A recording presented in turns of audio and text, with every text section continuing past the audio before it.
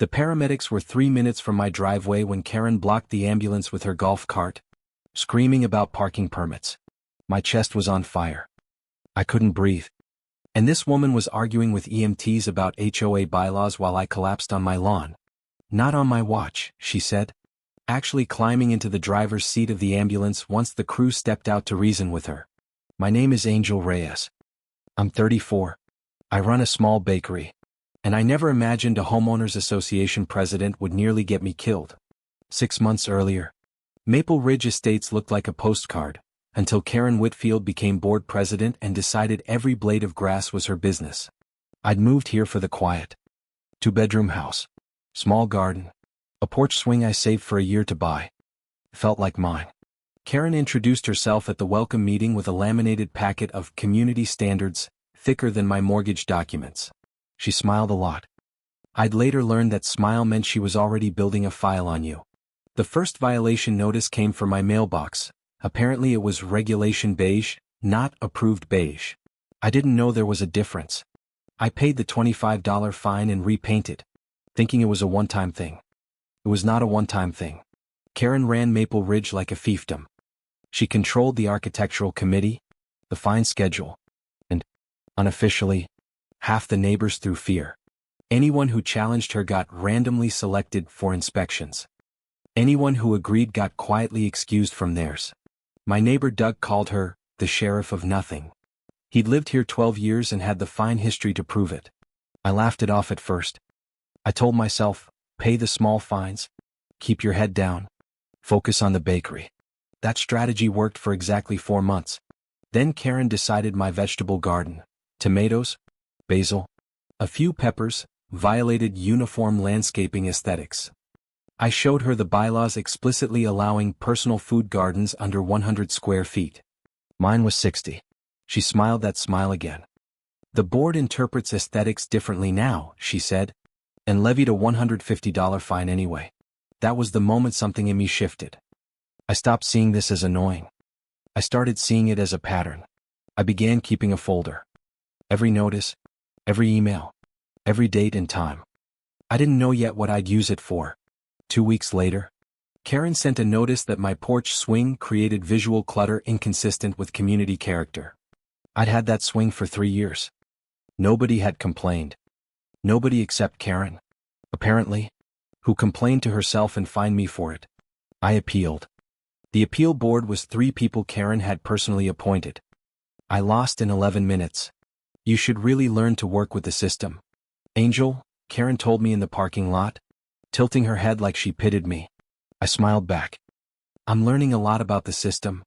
Actually, she didn't catch the warning in that sentence. I barely caught it myself. Doug pulled me aside after that meeting. She did this to the Hendersons 2 years ago. Fined them into foreclosure. Then bought their house. I froze. Bought it? As in, personally?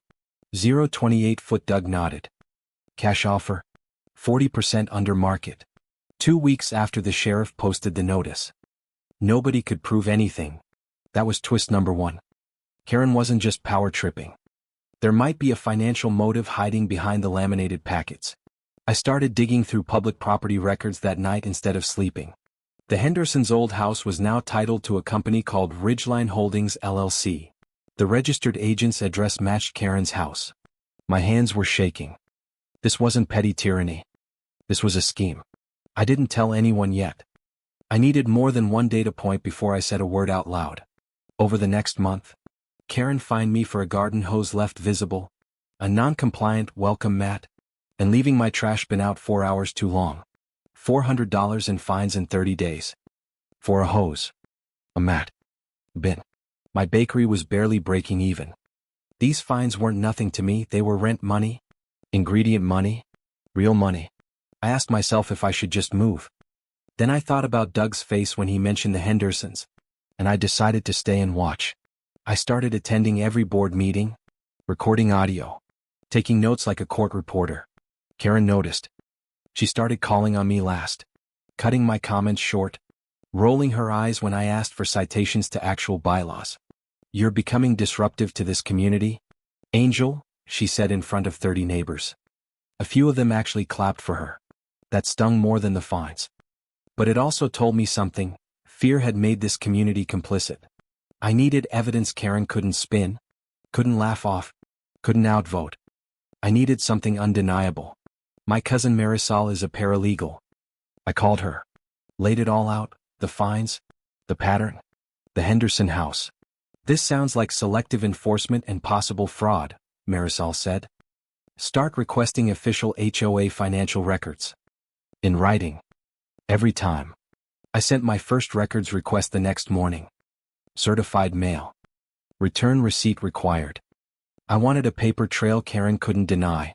She ignored it for the legal 30-day window. Then sent a curt reply saying records were unavailable due to a filing system update. Convenient. I sent a second request, citing the exact state statute requiring disclosure within 10 business days. This time she panicked. Just a little. I could tell because the next fine notice she sent me had 2 typos in it. Small comfort. But I noticed everything now. Karen Whitfield had made me paranoid. And paranoid was starting to work in my favor. Then came the incident that changed everything, the one that would put Karen in front of a judge instead of a board table. It started with chest pain on a Tuesday morning while I was icing a wedding cake. I called 911. The bakery has a loading zone in the back, technically HOA common property, technically requiring advance authorization for vehicle access. Karen happened to be doing one of her aesthetic patrols nearby when she saw the ambulance turning in. She flagged it down. Actually stood in front of it with her hand up like a crossing guard.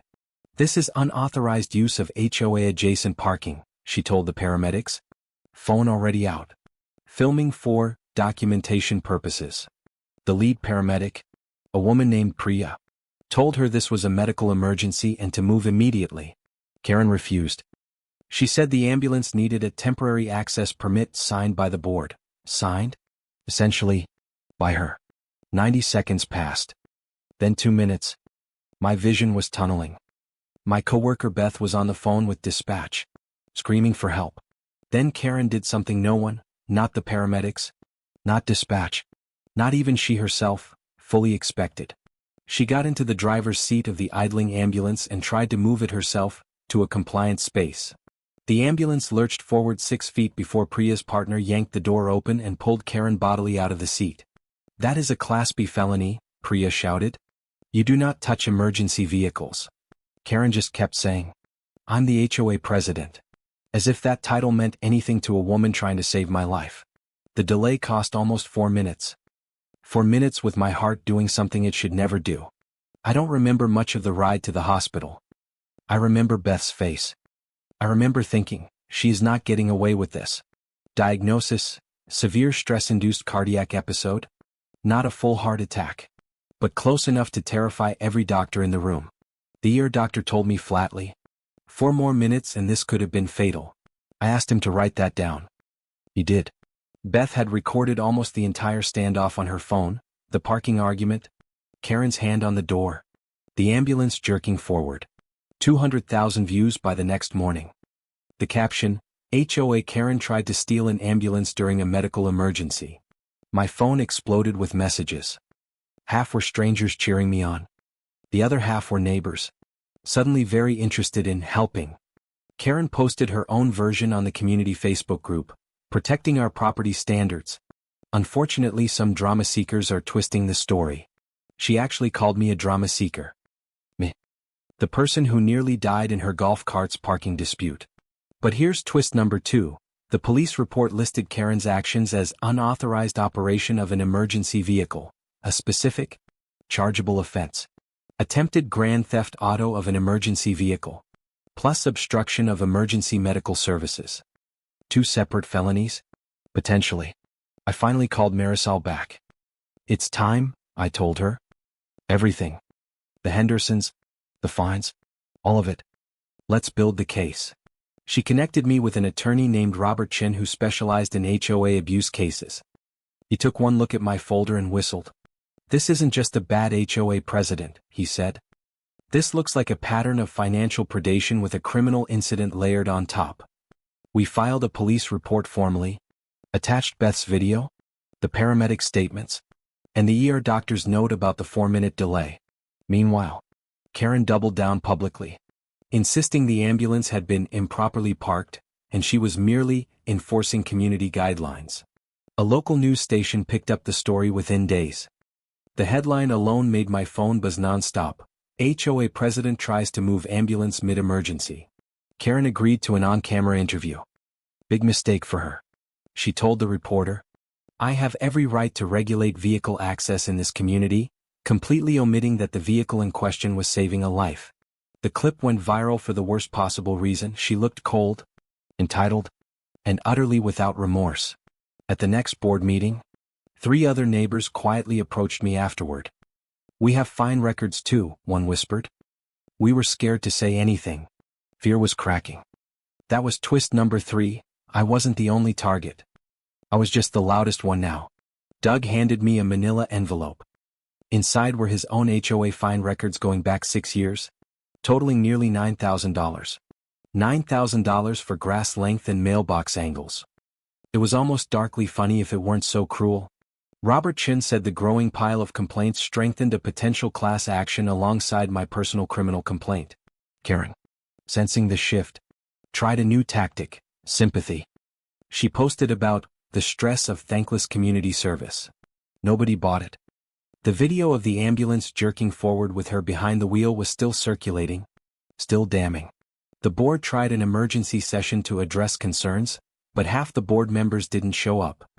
They'd started distancing themselves from her. One board member, Sandra, actually called me privately. "I've wanted to say something for years. I was afraid of retaliation." Retaliation?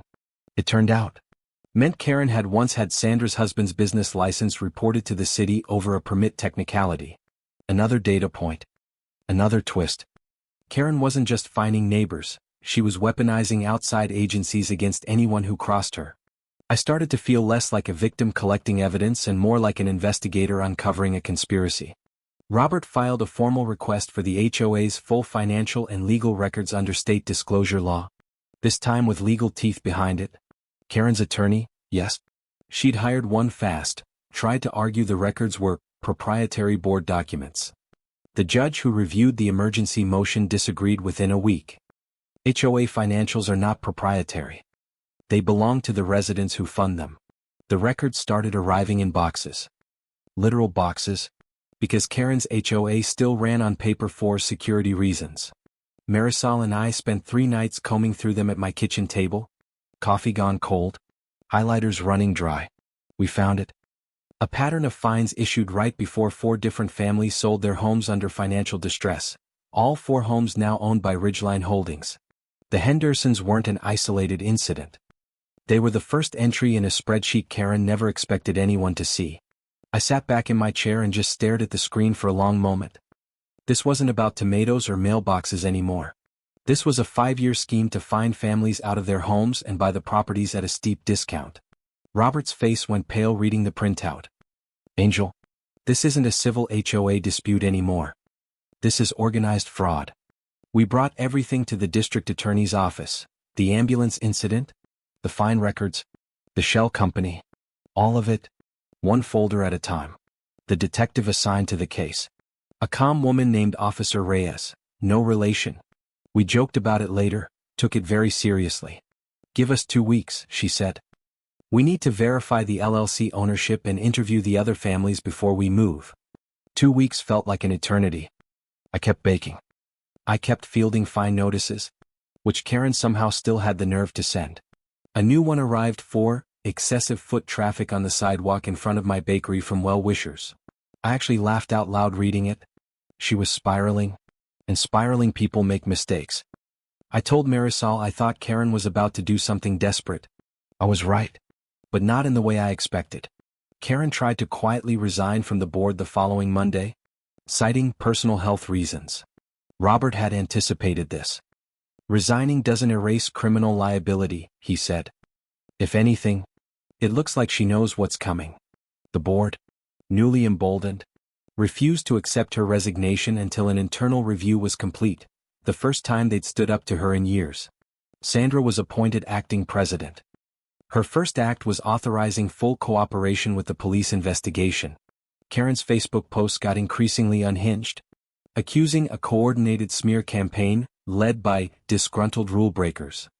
Ironically, that post got screenshotted and added directly into the DA's file as evidence of her state of mind. I started sleeping better for the first time in months. Not because it was over, but because it finally felt like it was moving. Then Officer Reyes called. "We've confirmed 4 separate victim families tied to the shell company. We're ready to move forward with charges." Karen was charged with attempted grand theft auto, obstruction of emergency medical services, and reckless endangerment for the ambulance incident. Separately, the DA's fraud unit opened an investigation into Ridgeline Holdings LLC for predatory property acquisition tied to selective code enforcement. The arraignment date got leaked to the community group before Karen even knew the paperwork had been filed. She showed up at the next board meeting anyway, insisting the accusations were baseless harassment from bitter homeowners. "Sandra, calm as ever. Simply read the felony charges aloud from the printed complaint." The room went dead silent. Someone in the back, I think it was Doug, actually let out a small, disbelieving laugh. Not out of joy. Out of shock. Karen stood up, red-faced, and said the words that would follow her for the rest of this ordeal. "None of you understand what I sacrificed for this community." Sacrificed. As if 4 families losing their homes was a sacrifice she made, rather than a scheme she engineered. That was twist number 4. We later learned Karen herself had once lost a house to foreclosure, years before Maple Ridge. In another state, Marisol found the record buried in an old county filing. Karen hadn't just built a scheme. She'd built a system to make sure it never happened to her again. It didn't excuse anything. If anything, it made the calculation behind it feel colder, more deliberate. The community group turned entirely against her within days. Neighbors who once liked her posts were now sharing screenshots of the fraud investigation. Karen's attorney tried to get the ambulance charges dropped, arguing no permanent harm occurred from the 4-minute delay. My cardiologist disagreed in a sworn statement, describing the medical risk of prolonged cardiac stress delay in clinical, unambiguous terms. The judge denied the motion within a day. The felony charges stood. Meanwhile, Robert filed the civil class action on behalf of myself, Doug, Sandra's husband, and the 4 displaced families. The lawsuit sought damages for selective enforcement, fraud, emotional distress, and in my case, damages tied directly to the medical emergency. Local news ran a follow-up piece, from mailbox fines to felony charges, inside one HOA president's alleged scheme. The reporter interviewed the Hendersons, who'd relocated 2 states away and were still paying off debt from their forced sale. Mrs. Henderson cried on camera. "We thought it was our fault. We thought we just weren't good enough homeowners." That line broke something open in me. This had never been about mailboxes or tomatoes. It had been about making good people doubt themselves. I decided right then that whatever happened in court, I wanted Karen to hear, out loud, exactly what she'd done to people. Discovery in the civil case turned up internal emails between Karen and a real estate agent discussing opportunity timing tied to fine schedules. One email read, in part, that increasing inspection frequency on a certain street would accelerate listing readiness for 2 households. It was about as close to a written confession as we could have hoped for. Karen's attorney pushed hard for a plea deal on the criminal charges once that email surfaced. The DA refused anything without real accountability, restitution to all 4 families and an admission of the scheme on record. Karen refused. She said she'd rather fight this in front of a jury than admit to something I didn't do. That decision would turn out to be the biggest miscalculation of her life. The criminal trial date was set for 8 weeks out. The civil case would follow shortly after. In the meantime, Maple Ridge held a special election for a new board president. Sandra ran unopposed. Her first official act was rewriting the fine schedule entirely, adding an independent appeals board with rotating, randomly selected members. My garden, my porch swing, my mailbox, none of it was ever actually in violation. It took a felony case to prove that. I kept baking through all of it. Honestly, the bakery became my sanity. Flour and sugar don't lie to you or fine you for existing. Beth suggested we name a new cake flavor, the Ambulance Chaser, as dark humor. We did not do that. We laughed about it for days anyway. Doug started a small joke tradition.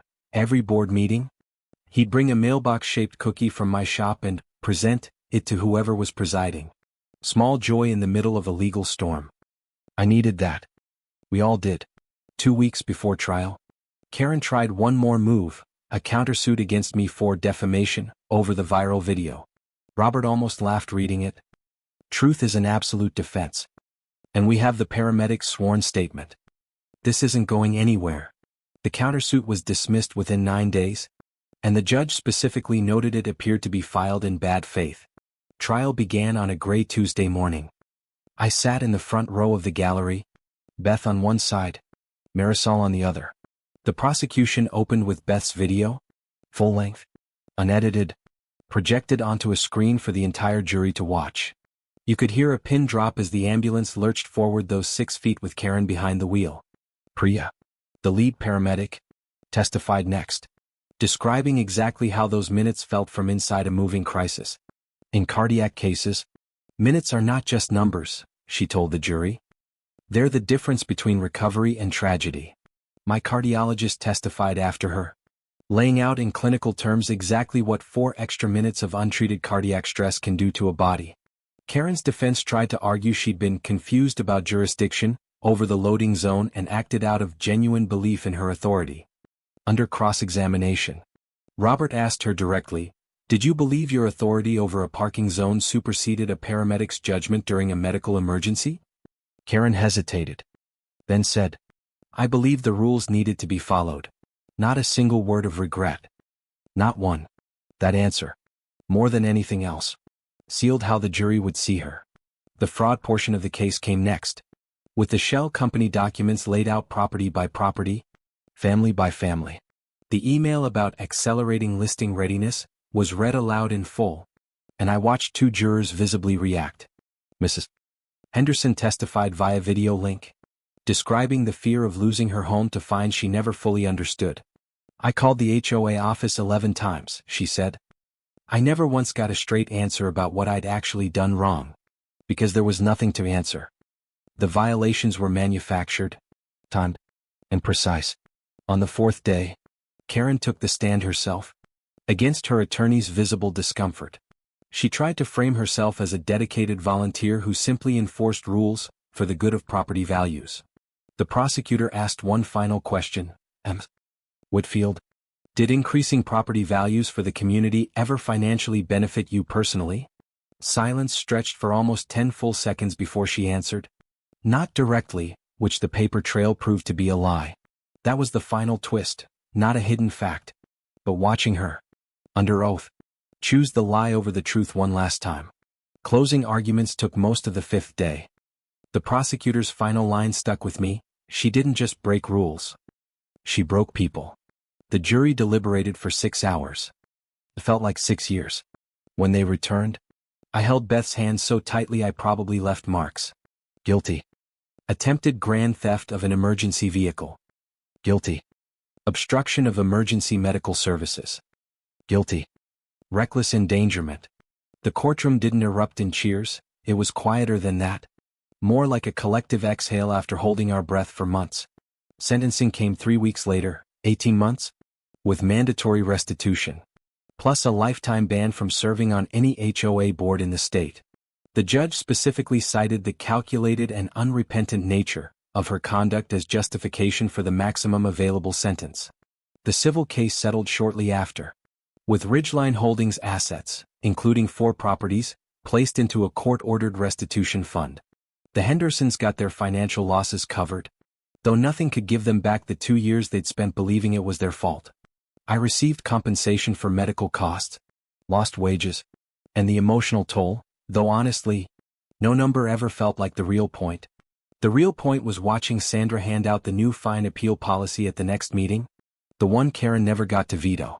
Maple Ridge started feeling like a neighborhood again instead of a courtroom waiting to happen. Doug still brings mailbox cookies to meetings. It's tradition now. Nobody questions it. Nobody finds him for it either. My garden is still 60 square feet of tomatoes and basil. Nobody has ever mentioned visual clutter again. Priya stopped by the bakery a few months later, off duty, just to say the story had made her department push for clearer emergency access protocols nationwide. Small good things kept surfacing out of the wreckage. which somehow made the whole ordeal feel less like loss and more like a strange, hard-won trade. I still think about those 4 minutes sometimes, lying on my lawn, staring at a woman arguing about parking permits while my heart misfired. I think about how close petty and dangerous can live to each other when the person enforcing petty rules refuses to ever be questioned. The felony grand theft charge made headlines. But the real crime, to me, was always the years before it, the fear, the fines, the silence. Karen once told me I should learn to work with the system. In the end, it was the system that finally worked against her. I don't feel hatred when I think of her now. Honestly, mostly just a tired kind of clarity about how power curdles when no one checks it. Sandra asked me to join the new independent appeals board. I said yes, on the condition that no fine could ever again feel personal. We rewrote the bylaws in plain English. No more laminated packets thick as legal briefs. Just fairness, written down where everyone could read it. The Hendersons visited Maple Ridge once, after the settlement, just to see the house again from the sidewalk. They didn't go in. They didn't need to. We just wanted to see it stopped mattering, Mrs. Henderson told me. That someone finally stopped her. I understood that completely. My bakery got busier. Oddly, after the news coverage, people wanted to meet the ambulance lady, which is a strange kind of fame to carry. I use it now, mostly, to talk about knowing your rights, keeping records, and never assuming a title means someone is above scrutiny. Because that was the real lesson buried under all the fines and felonies. Power without accountability doesn't stay small. It grows until someone stops it. And sometimes the person who stops it isn't a hero with a plan. It's just someone with a folder, a phone, and the patience to wait. I paid every fine Karen ever sent me. Every single one. On time. In full, a fact I now find almost funny. I never once broke a real rule. I just refused to stay quiet about someone rewriting the rules for her own benefit. There's a price to fighting something like this, the sleepless nights, the legal fees before restitution, the friendships that quietly ended when neighbors chose sides. I lost a version of easy, uncomplicated community living I once hoped for when I bought this house. That part doesn't come back. But I gained something else, a neighborhood that finally, actually, belongs to the people living in it, instead of one woman's spreadsheet. Some nights I still sit on that porch swing, the visual clutter one, and just breathe, slowly, on purpose, because I still can. Karen is serving her sentence now. Ridgeline Holdings no longer exists. The 4 families displaced are rebuilding, some here, some elsewhere, all a little steadier. I think about the 4 minutes less than I used to. I think about the years of small cruelties more than I expected to. Justice didn't erase what happened. It just made sure it couldn't keep happening to the next person. And the person after that. That's the trade I made, my quiet, easy version of this neighborhood. For a version that's actually honest. I'd make it again. Every time. Beth still has the original video saved. We don't watch it often. Once was enough to know exactly what almost happened that morning. Doug jokes that Maple Ridge should put up a plaque. Here. An ambulance was briefly stolen. And also, everything changed. Sandra actually considered it for half a second before deciding a plaque about attempted felony theft might not be welcoming committee material. We laughed about that for a long time. Laughter, it turns out, comes back slowly after something like this. But it does come back. My mother asked me once if I regretted keeping that first folder, back when it was just mailbox fines and porch swing notices. I told her no. That folder was the only reason 4 families finally got their homes' worth of dignity back. People ask me now how I knew, that early, to start documenting everything. I didn't know. I just refused to trust a smile that never reached the eyes. Karen's laminated packet is somewhere in an evidence box now. Probably, gathering dust in a courthouse storage room. My new appeals board uses a single printed page instead. Funny how justice sometimes fits in far less paper than tyranny ever did. The bakery display case has a small, unmarked jar by the register now, spare change for anyone who mentions they're new to the neighborhood. A quiet way of saying you're safe here now. Nobody is watching your mailbox with a stopwatch and a grudge. I still see Priya sometimes when she's off shift. We don't talk about that day much anymore. We don't really need to. The restitution fund finished dispersing last month. Sandra read the final numbers at the meeting. And the room actually applauded. Quietly. Sincerely. Not for me. Not for any one person. Just for the fact that it was, finally, actually over. I think about Karen sometimes when I water the tomatoes. Not with anger anymore. Just a strange, distant kind of pity for what she chose. She had power for a while. She used it to take from people instead of protecting them. That choice cost her everything eventually. My garden is still 60 square feet. Exactly as the bylaws always allowed. It never needed to be a battlefield. She made it one. Now it's just a garden again. Basil. Tomatoes. One stubborn pepper plant that never seems to stop producing. And a porch swing. Still creaking gently in the evening breeze. Exactly where it's always belonged. Some fights aren't about mailboxes or gardens at all. They're about whether decent people get to keep what's rightfully theirs. We won that fight.